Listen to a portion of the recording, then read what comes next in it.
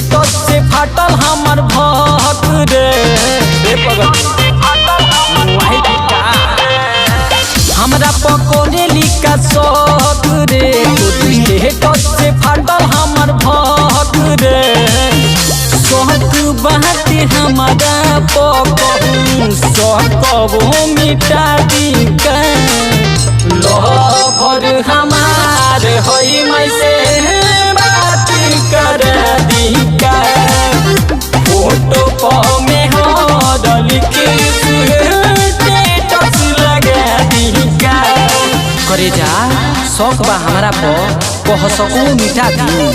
तोहरा फोटो पर में हर लिख स्टेटस लगा दी जा राज करो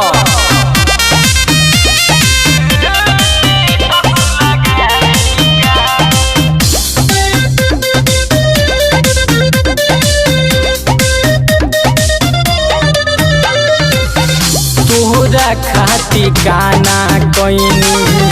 दुनिया जहान रे सील चीज छोड़ी जुट के कोहदीने मान रे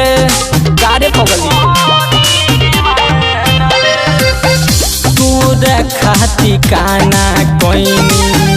दुनिया जहान में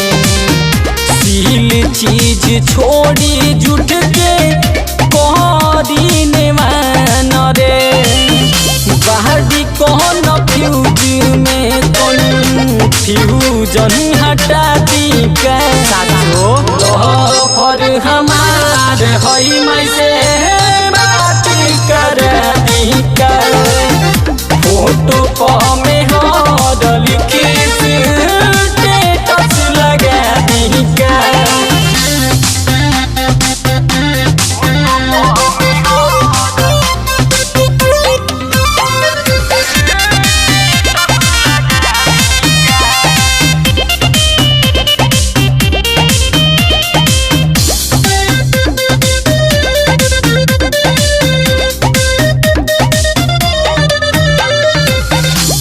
रुपया तना सब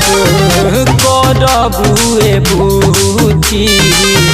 रोशन निर्जा रखले बाटे तोहर सूची बुझली मोहर पयतना सब करबुए बुची रोशन निर्जा तोहर रखले बासु चुप पगला राहुल कहो ये मुरिया से कहो तोर मंगिया भरा दी कहना है दादा लवर हमार होई मैं से बात कर